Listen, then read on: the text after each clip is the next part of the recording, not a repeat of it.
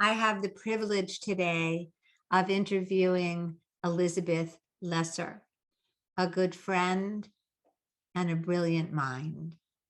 She's the best-selling author of 4 books, and she is also the co-founder of Omega Institute, the renowned conference and retreat center located in Rhinebeck, New York. She organized Women in Power workshops there for many years, and it brought together activists, authors, and artists from around the world. Over 30,000 people participate in Omega's conferences. In 2008, she helped Oprah Winfrey produce a 10-week seminar based on Eckhart Tolle's book, A New Earth, which was viewed by more than 40 million people worldwide. She was a guest on the Oprah Show, a frequent host on Oprah's Soul Series, a weekly radio show, and is one of the Super Soul 100, a collection of 100 leaders who are using their voices and talent to elevate humanity. So I wanted, without further ado, to introduce the fabulous, the wonderful, the brilliant, and my very sweet, wonderful friend, Elizabeth Lesser. Hi, Elizabeth. Hi, Geneen. Thank you. That brought a lump to my throat. Yeah. Well, it's rare to get to speak to a very good friend and a beautiful and far-thinking, far-reaching author, somebody I respect very, very much, and somebody I love. So it's a pleasure and it's a joy. So your new book, Cassandra Speaks, is a book about what would happen if our history, so to speak, was told by women, how it's changed us or affected us to have it be told by men, and what it would be like if it was actually told by women. So before I ask you about yourself and how you exemplify what you write about, tell us who Cassandra was so that we know how to place that title when we refer to it. Good. I like the way you paraphrased the book, first of all. I have a quote in the book from a historian, Sally Roche Wagner, who said, "History isn't what happened, it's who tells the story." And that's just true. It's just true. You know it in your own life. Two people can live together and you can have this one experience. You both can experience it differently, tell it differently. And like whether you're siblings or husband and wife or wife and wife, whatever it is, history isn't what happens. It's who tells the story. So many of our stories, starting with Adam and Eve, got told by men because those are the original storytellers. Nothing wrong with the male storytelling. It's just half the story.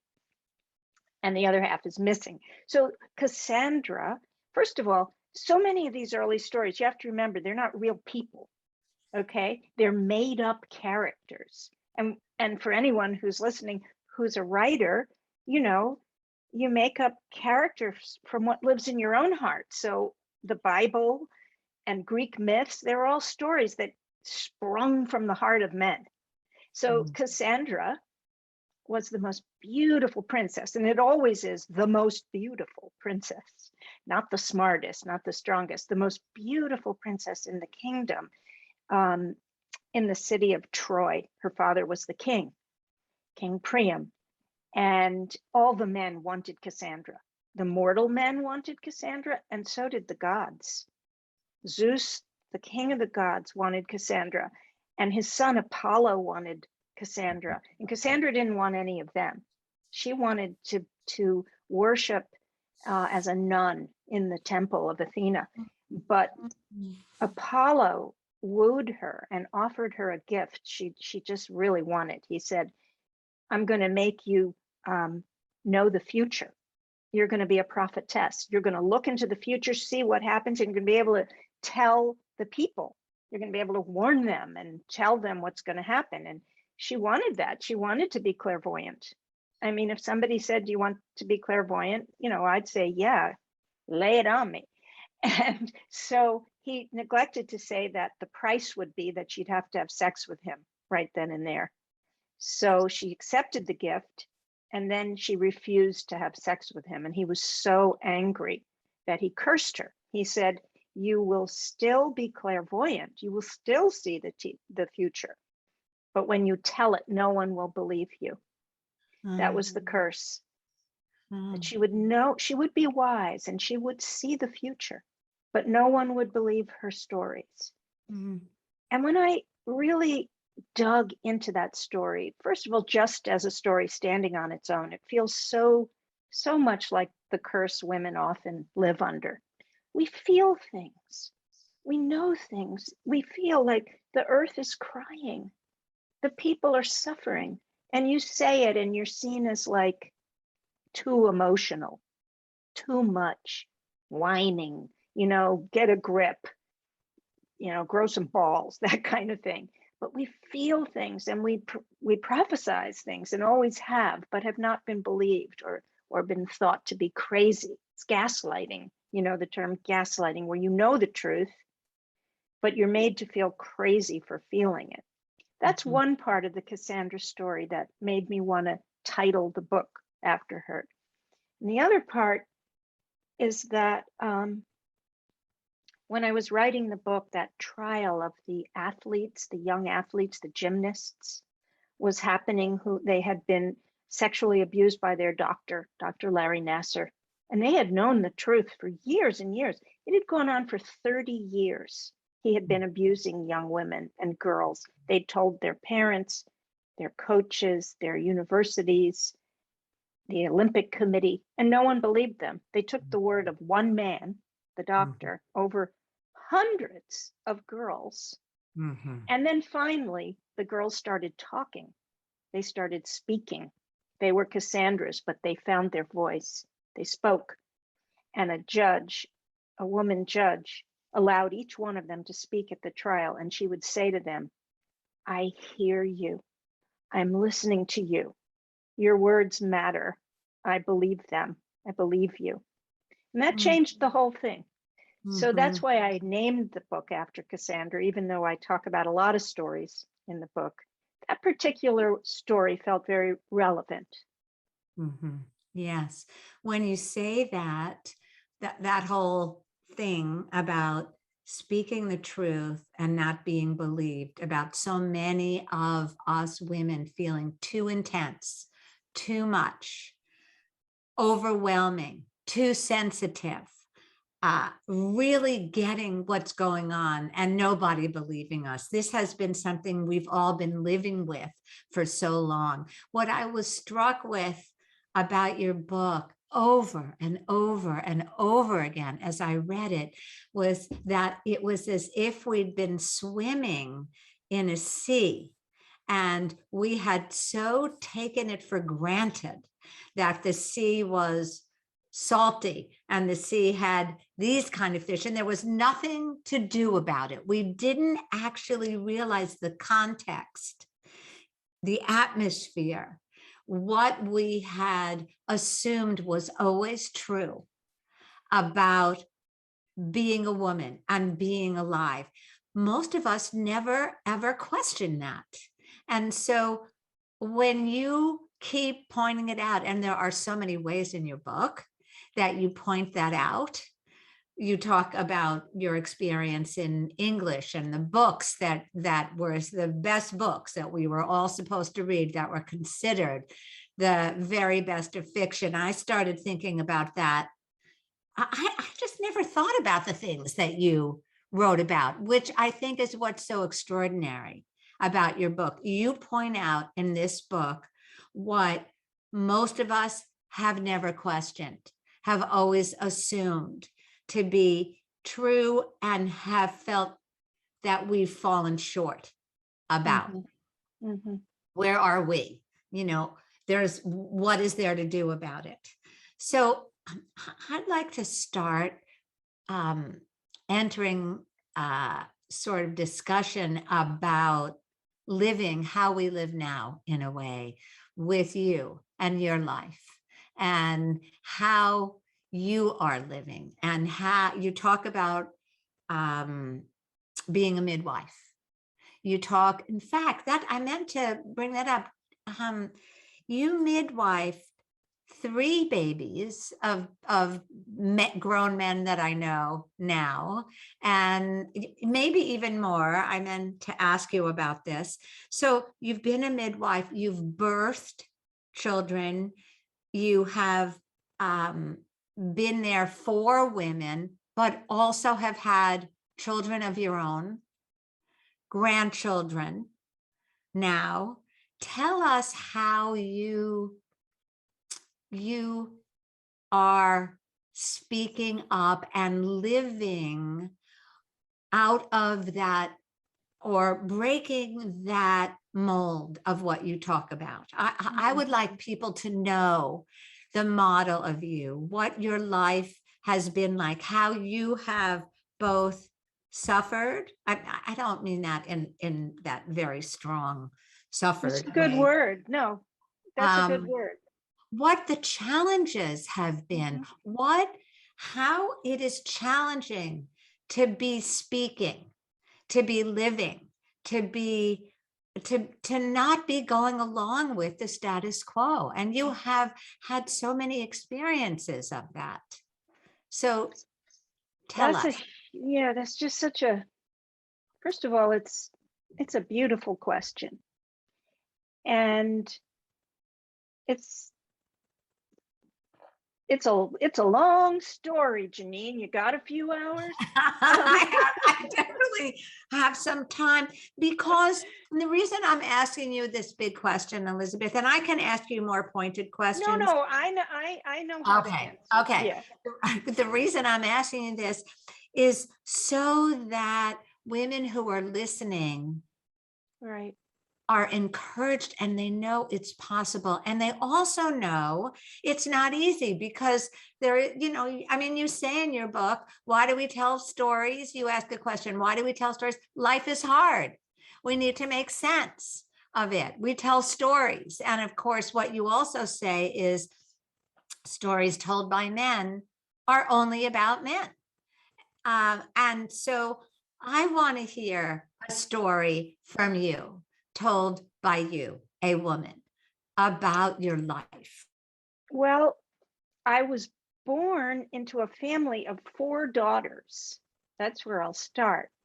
And a Yes. mother and a great aunt and a grandmother. It was a very female house, and one father, but he was definitely the patriarch. It was like whatever he said, that's what we'd do. Now he was sort of a fun guy, but on the other hand, he was also very gruff and very much a man of his generation, the greatest generation. He didn't talk much. He didn't express his feelings. He was very judgmental about all these gaggle of girls in his family. Like, we talked too much, we were too much, we were silly, we were ridiculous. And for some reason, of the 4 girls and my mother, I was the one who decided I was going to stand up to him. Like, this did not make sense. How come we all had to do what you want to do? I don't know why I appointed myself that person. And in fact, when my little sister, Maggie, who I wrote a book about my experience being her bone marrow donor a few years ago when she had lymphoma. And I when we want to were going, just say that is such a gorgeous book. It's one of the most beautiful books about love that I've ever read. Please go the on. book is called Marrow, and we Yes. did a process to try to get to the marrow of our relationship. So hoping that maybe it would help the bone marrow transplant work. And she said to me in these therapy sessions, I was so scared of what you were doing as a kid. Why did you always have to be on Dad's case? Why did you stand up to him? Why did you make so much trouble? And I don't know, except that's sort of what I've done my whole life. I've always felt a calling to question the patriarchal rules. Now, I also have worked primarily with men. I've been married twice to two different men, not at the same time. I I have three sons. I have grandsons. I love men. I love the men I work with. I love the masculine energy, but it's so out of balance. And somehow I knew this my whole life. I think I knew it probably because I was born into this family, and I thought, like, this doesn't make sense that one guy's value system, which seems to be very different from, he wants to do different things, he values different things we don't get to say. So I took it upon myself to be a feminist, starting probably at age 3 years old. And I was a child of the 1960s. So by the time I got to college, feminism, civil rights were bubbling, and I was very involved in that. But I also have always had this deep spiritual yearning.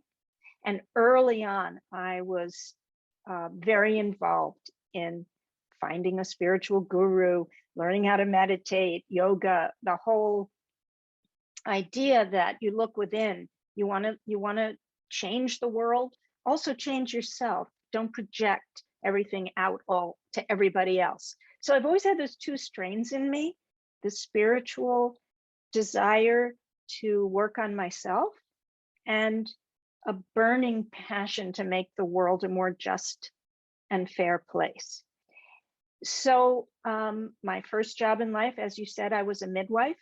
I was married to a doctor, and we delivered babies at home together. As you said, I delivered some of our friends' babies who are now grown-up men. And that gave me a very early sense of respect for women's power, for respect for women's bodies, love of women's strength, our particular version of strength. I tell a story in the book when I was walking through Central Park in New York City, and I've passed the statues in the park hundreds of times because I'm a New York City girl. And on this particular walk, I decided, what are these statues? I'm going to look at them. And I walked by probably 15, 20 different statues in the park, took notes about them, researched them. And they're not very different from other parks in other cities and other countries. Most of the people that we call heroes are warriors. They are men. They are warriors. And I did an imagination tour walking through the park. There was one statue of like 8 young men. One young man is wounded, bleeding. His other comrades are carrying him. And I thought, why do we think that's what heroes do?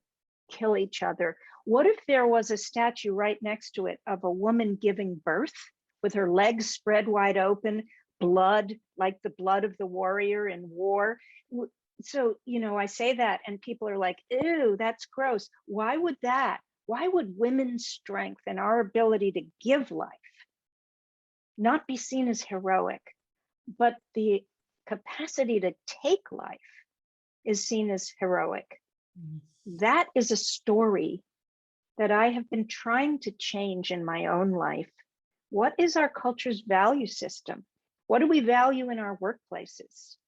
Why is not this tendency women have to communicate, to get along, to make friendships? Why isn't that seen as leadership? And that's been my deep desire to change. So tell us, Elizabeth, because so much of my audience is here and interested in body size, what it's like to have a woman's body, the judgment, the self-hatred, the cultural imperatives we put on ourselves and on our bodies being in this woman's body. Talk to us about Galatea. Well, both of us, you and I, have spent a lot of our life in this subject of women, bodies, rejection of our own bodies, the way the culture treats our bodies. You know, my first job in life, I was a midwife. I delivered babies, and that was such a gift. I didn't quite understand what a gift it was to start out that way as a young woman, getting to see a part of what it means to have a woman's body that most people Mhm. never get to experience. The power and the generativity and the kind of animal strength of a woman's body up against what I had been raised as all of us women are raised as in this culture, pretty much in all the world's cultures, where our body is something to be ashamed of.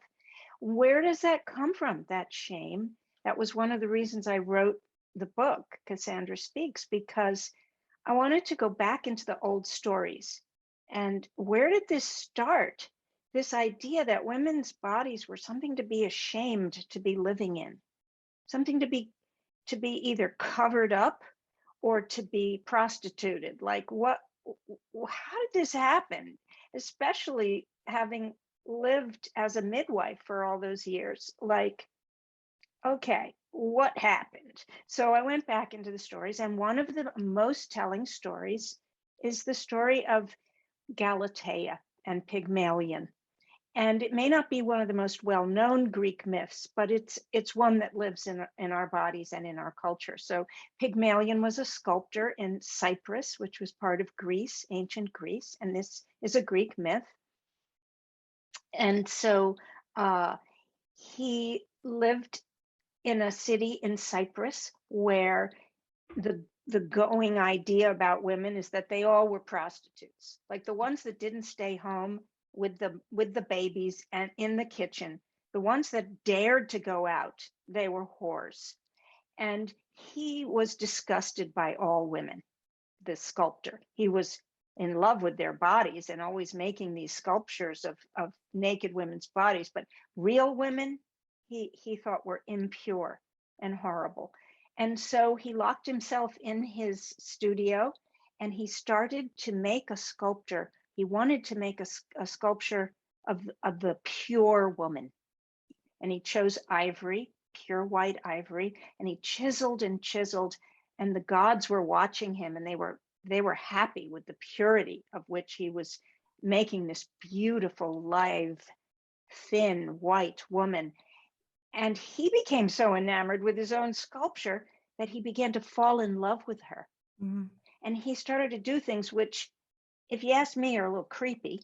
He started to like adorn her and put her on her side on his daybed and hold her and put earrings in her ears and like make her more and more beautiful. And finally, the gods were just so touched by this man's gaze on this perfect woman's body that they made her come alive, Mhm. Galatea, and they got married and lived happily ever after because he had formed in the image of the male gaze the perfect pure woman.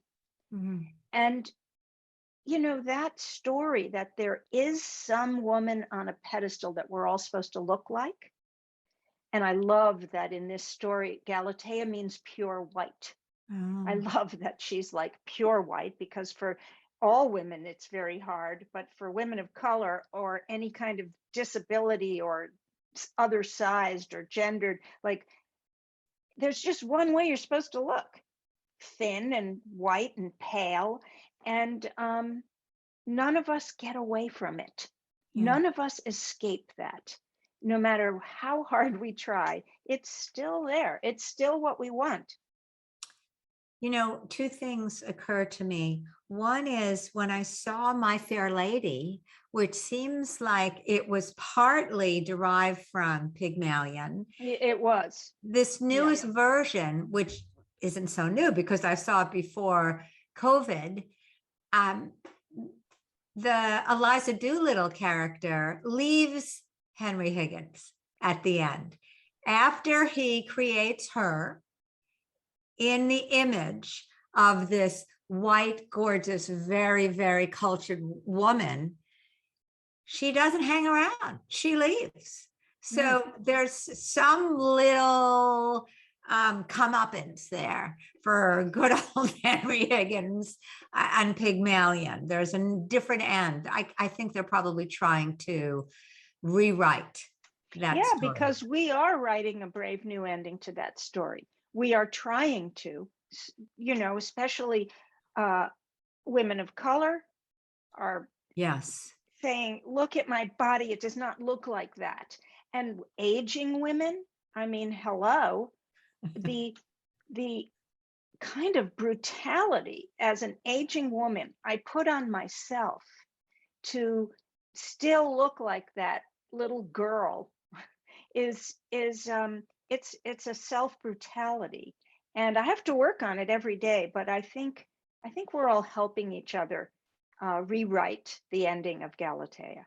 Yes, I love that you mentioned that about aging because particularly I noticed having had breast cancer and with a surgeon just cutting into my breast and my breast looking, well, a friend called it mutilated. I wouldn't exactly call it mutilated, but I would say it looks pretty much nothing like it did before because it does look hacked into.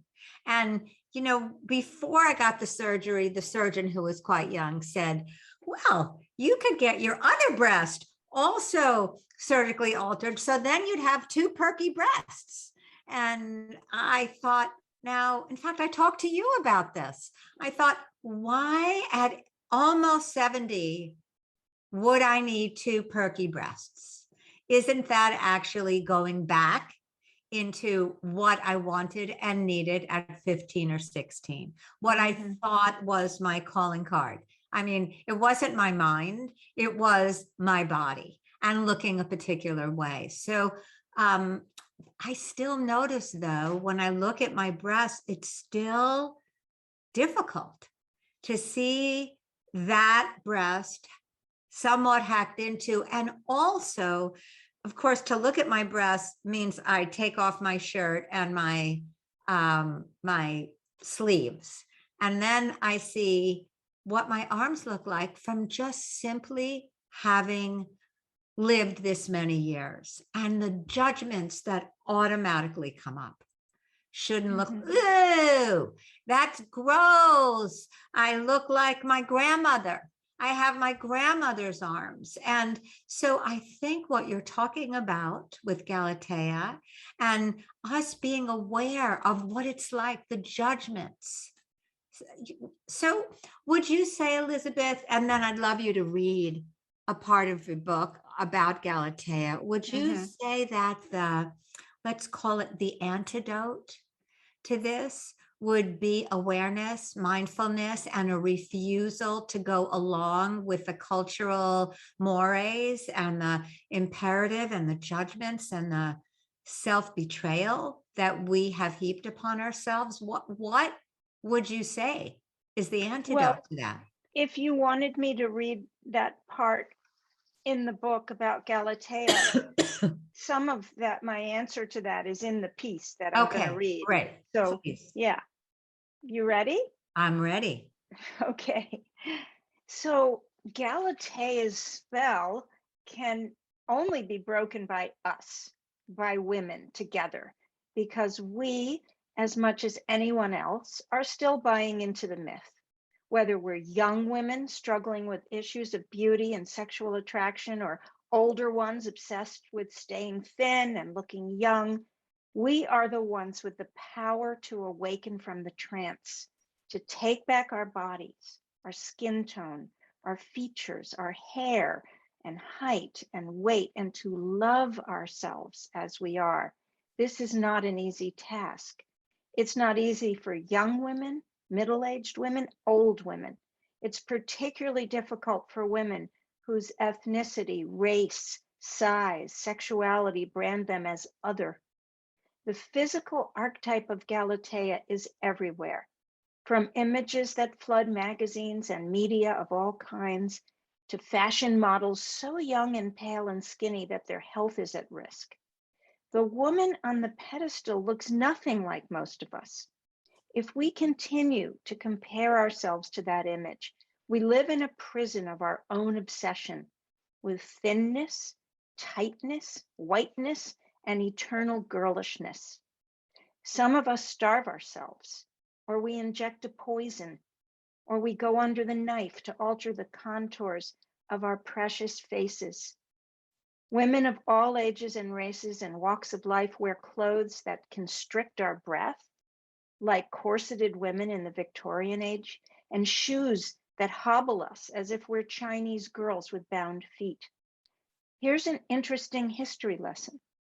Chinese foot binding began in the 7th century and was outlawed only in the 20th century. The process of modifying a woman's foot to make it about 3 inches long was an excruciatingly painful ordeal called lotus feet. Bound feet were considered erotic to Chinese men, as was the tottering, helpless gait of the women who underwent the disabling process. In the 19th century alone, an estimated 2 billion women had their feet bound. We look back at such mutilation and subjugation with horror, but how far have we really come? I ended up wrecking my knees and needing surgery from years of walking on concrete sidewalks in boots with 3-inch heels. Why did I do this? Why do we still do things that injure and betray our bodies? It's one thing to take care of ourselves through healthy eating habits and exercise, to enjoy wearing beautiful clothes and fashioning our hair and adorning ourselves in ways that make us feel lovely or sexy or powerful. I am all for that. But it's another thing to be enslaved by a cultural fantasy of what a woman should look like and speak like. I have spent my career researching how women might free ourselves psychologically and physically from the spell of Galatea. I'm never one to just learn about things. I've also tried a whole lot of therapies in my own life, and many have been helpful. But what I have taken away from all of them, and what is most worth sharing, is what I call the first law of healing. Without this first step, real health and positive self-regard never run deep. And this is the first law of healing. We want to care for the things we love. We want to care for the things we love.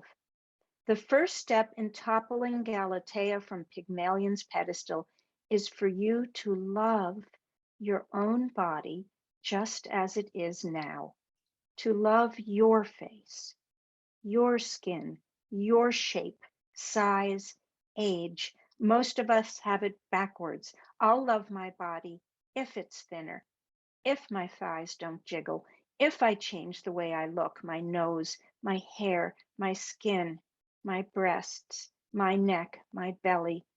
We diet or exercise or buy products in the hopes that maybe one day we will love what we see in the mirror. We regard the body as if it's a problem to be solved, as if there's something fundamentally wrong and it's up to us to bully ourselves into lovability. And because the motivation to care comes from the outside, we cannot apply the first law of healing. We want to care for the things we love. Yes, so beautiful. Really beautiful. Yeah. I mean, that's your work. That's what you've done your whole career. Yes. And what I often say to people who say to me, but how?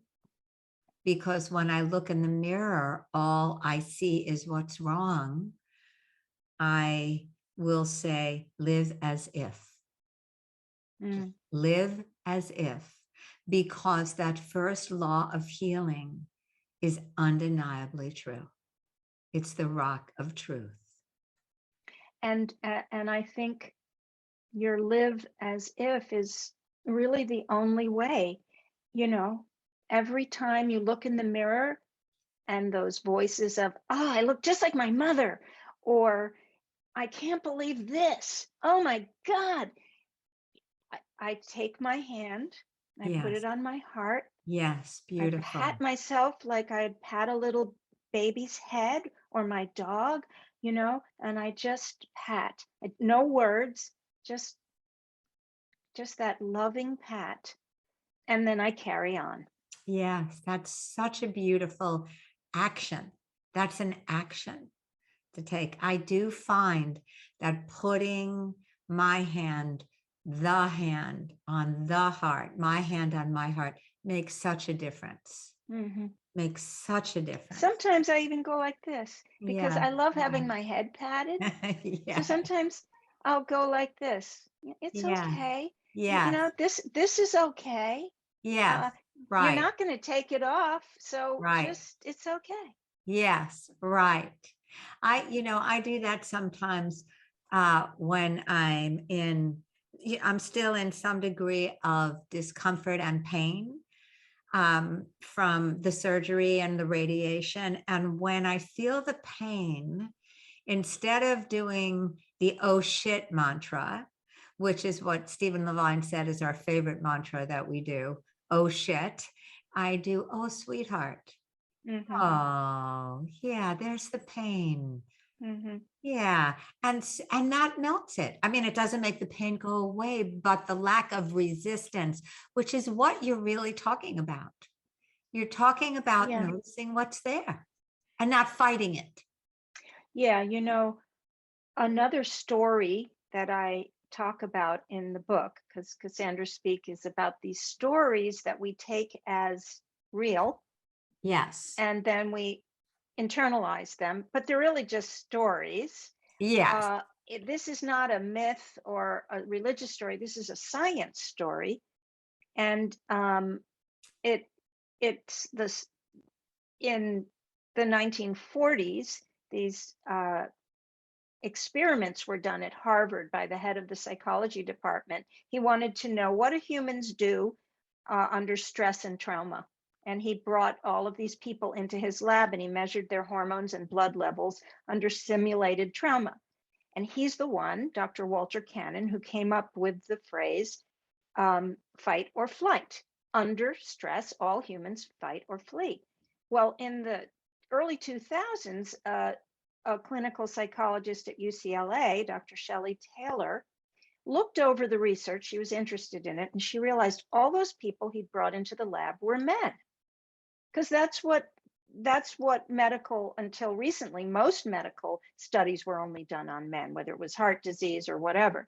So she replicated the studies and brought women into the lab, and she measured their hormones and their blood levels during these simulated stress exercises, the same ones Dr. Cannon had done. Lo and behold, that was not the primary response to women had to stress and trauma. Mm. She came up with the phrase tend and befriend. Oh, Under stress and trauma, women's hormones and blood level responses showed that they want to tend to the most vulnerable in the community, or they want to have circles of belonging, she called it. So, like, you're under stress, what do? You call your friends. mm, You can't believe what happened today, as opposed to fighting or fleeing, yeah, detaching yeah, or aggressing. And so, yes, sometimes women have the fight or flight, but this whole way of being, tending and befriending, has no clout in our culture.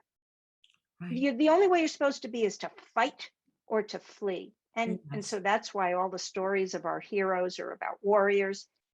When an enormous swath of humanity, that is not our first thought when Yeah. problems come up, which is to aggress. Yeah. So therefore we don't take care of ourselves either. The idea of tending and befriending to our precious selves seems like a wimp's response, as opposed to, like, just buck up and do something. Why can't you do that? Why can't you lose weight? Why can't you look better? As opposed to this. Yes.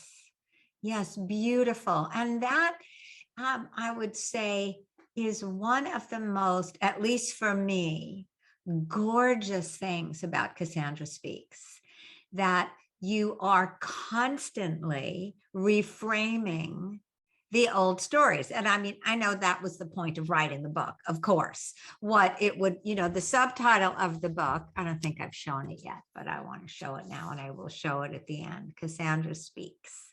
And the subtitle of the book is When Women Are the Storytellers, the Human Story Changes.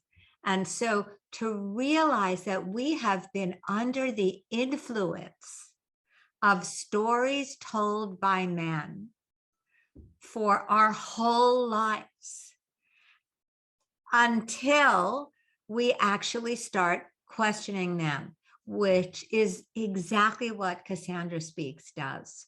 And, you just said it, Elizabeth, that it's just a story told by men. It's a story. Sometimes when I listen to podcasts, I'll say to my husband, if I'm listening to it with him, that's just somebody's opinion. That's actually not the truth.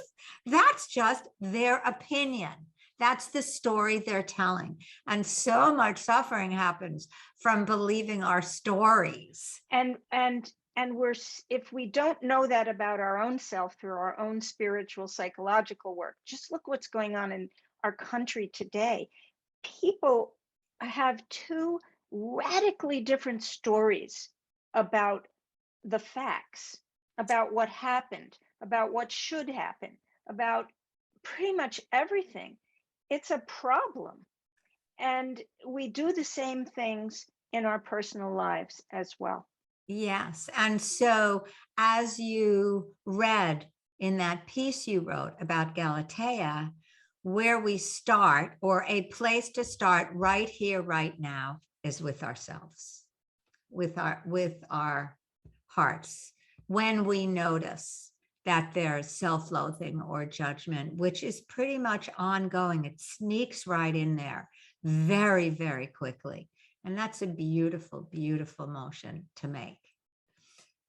So tell us about one of my favorite little phrases you have in there about do no harm and take no shit. This was something that your sister Maggie lived by, yes? Where you were. So tell us about that. Tell us about the genesis of that, and then just tell us how you elaborated on that in Cassandra Speaks.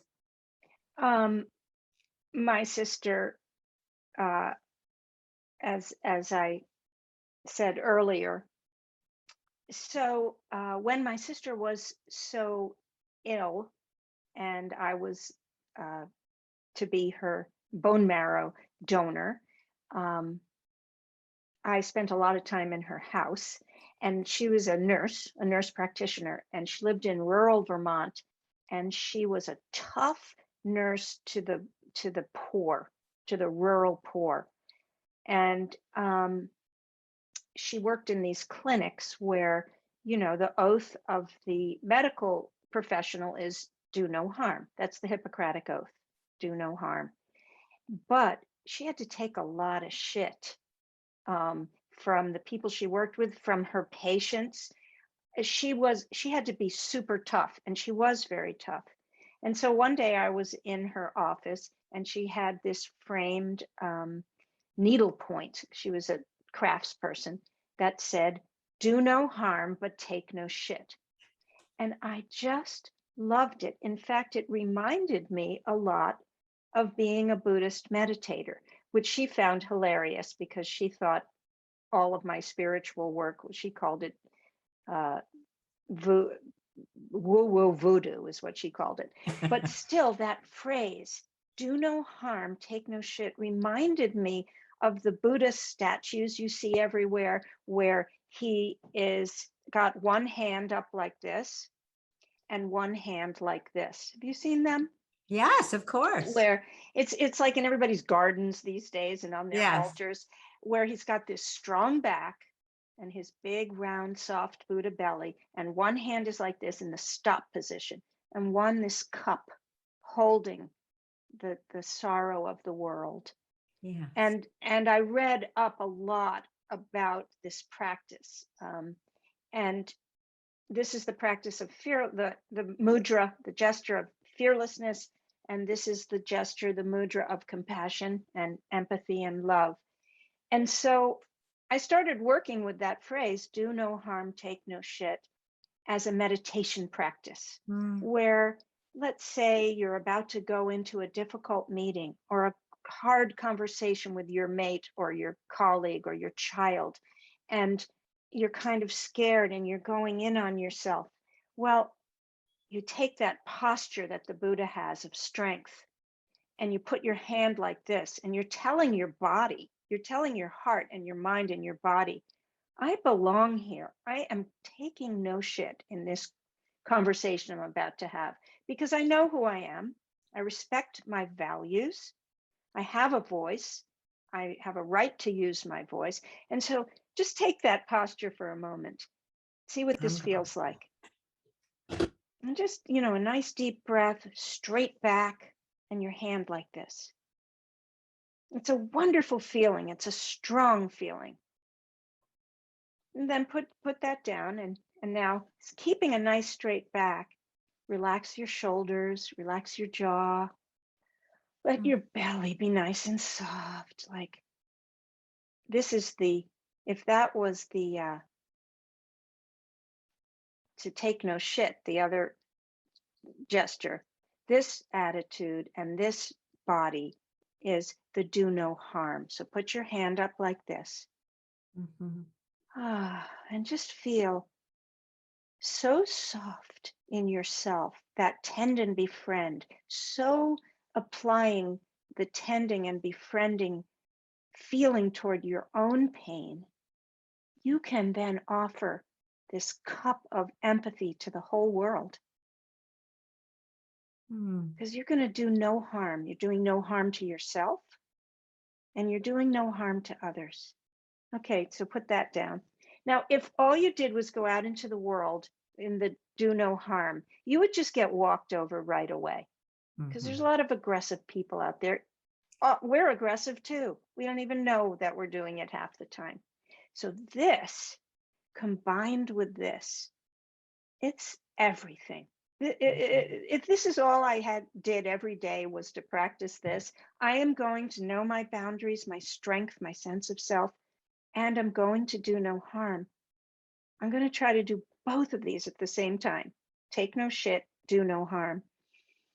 Feel what that feels like balanced right now. It's a prayer. It's a prayer for your whole body. Help me be strong and soft, open and strong at the same time. Right. Open and strong. Beautiful. Yes. And that also brings up for me, because this is a very, as you called it, balanced position in a way. There's balance there. There's the strength and the openness. There's the boundaries and the compassion. To me, that also adds up to a kind of power in a way that we don't usually speak about or describe power. And you talk about power in a new way in your book. Can you tell us about that? Yeah, that exactly what I write in the book about doing power differently. Yes. Power has been described throughout history in tales told by men, nothing wrong with it, but it's completely imbalanced. The tales are all about the warrior, all about the fight or flight. And we have come to conflate power with that. Power is either the person who's aggressing on you to get it, or the victim who's retreating, fleeing. And that we've come to think of as power. Yes. Power over zero-sum game. You get power. I guess that means I don't have power. And if you apply the tend and befriend instinct in the power arena, where power also means we take care of each other, and power means we create circles of belonging. That doesn't mean like no one leads and everybody gets a voice and I lived in a commune. I tried that. It's really problematic. But leadership can involve the tend and befriend instinct. In fact, it's probably the most important instinct for a leader to cultivate and believe in and trust, and for it to become something that the culture agrees is, oh, that's powerful. She knows how to tend and befriend. What a powerful person. Yes. And you put together many women in power conferences at Omega that were really about exploring what power meant for women. Yes. Yeah, we just did one a few weeks ago, actually. It's just a wonderful opportunity to bring women leaders from around the world in all sorts of arenas, to talk about, well, what's it like for you to try to do power differently? And men are trying to do power differently also, let's not forget. Yes. Good. Thank you. So we have a couple of minutes left, and I wanted to ask you to end with a reading. But before we end with that beautiful reading, I'd like you to talk about innervism and what that means, because that is a lovely idea, a lovely concept, a lovely way to be. Well, you know, the term we all know, activism or Yes. activist, we know what that means. And I've had a part of my life as an activist. Um, and activists are always like really respected. Oh man, I couldn't do that. That's amazing, so brave.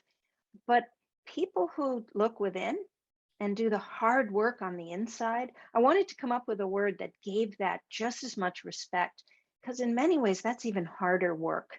Yes. Being the change, as Gandhi said. So I call that work innervism, being an innervist.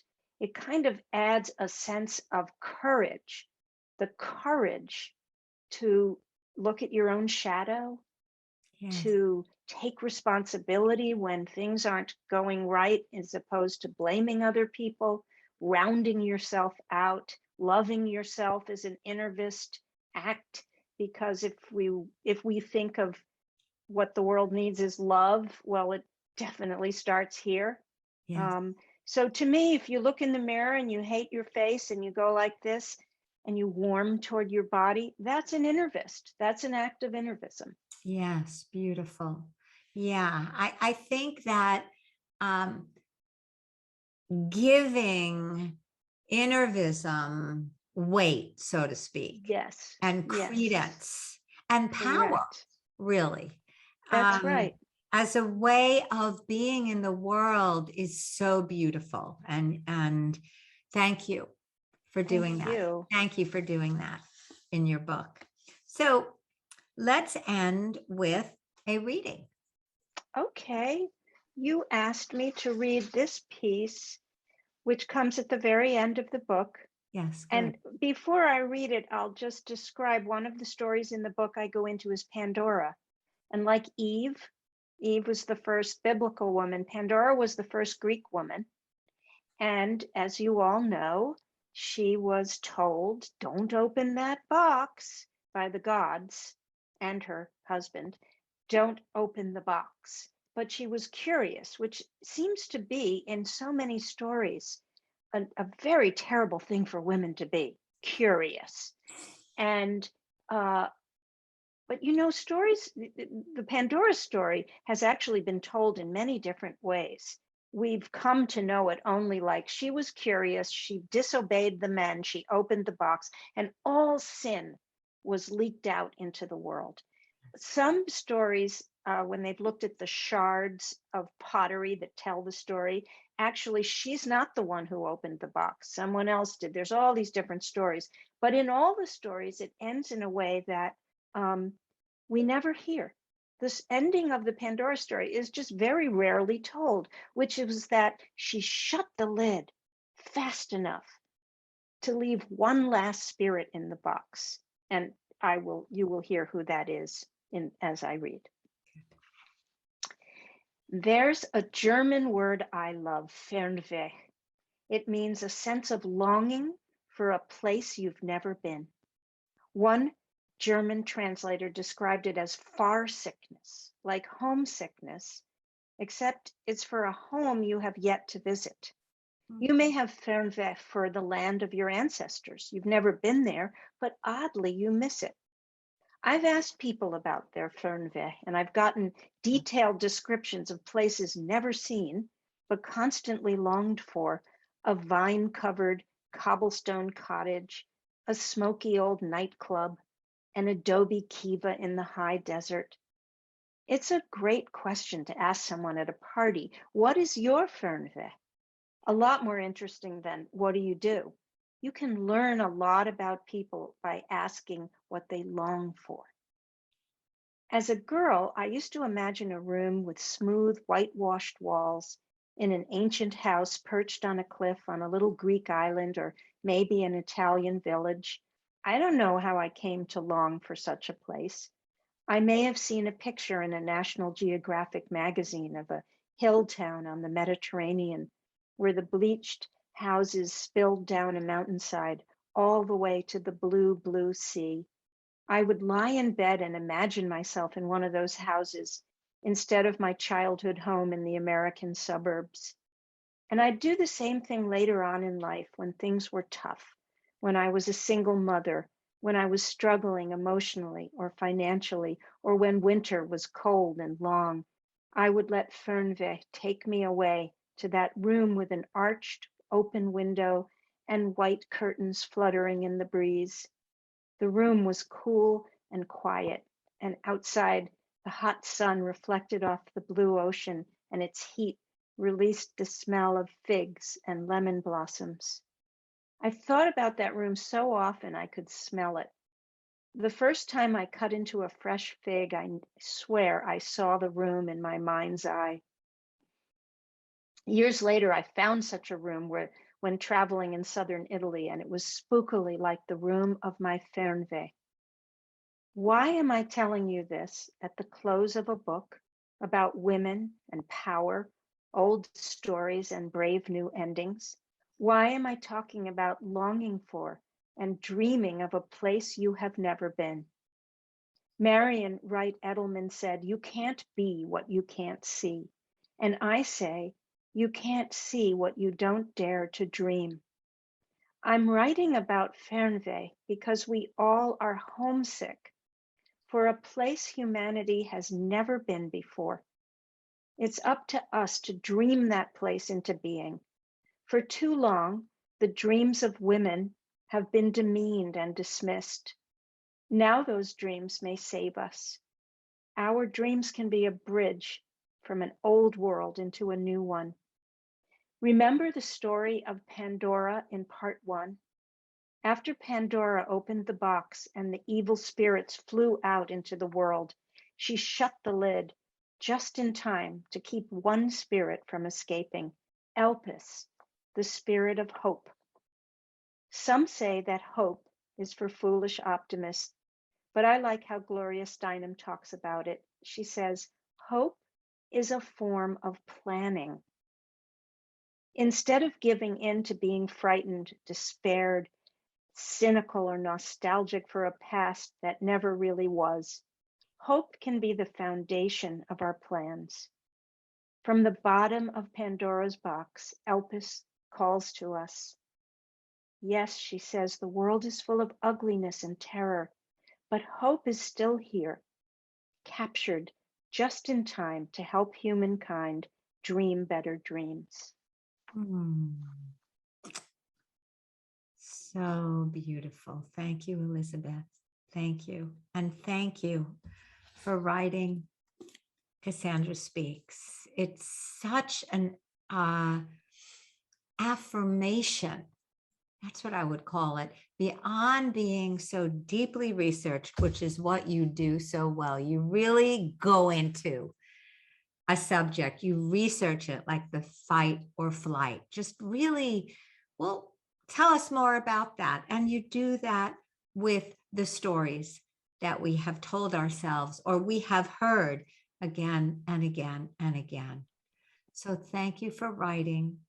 Thank you for being yourself, for being as curious as you are. Thank Thank you. you for having me and for your Yes, beautiful questions. yes, yes. All right, everybody. See you next time. Bye-bye.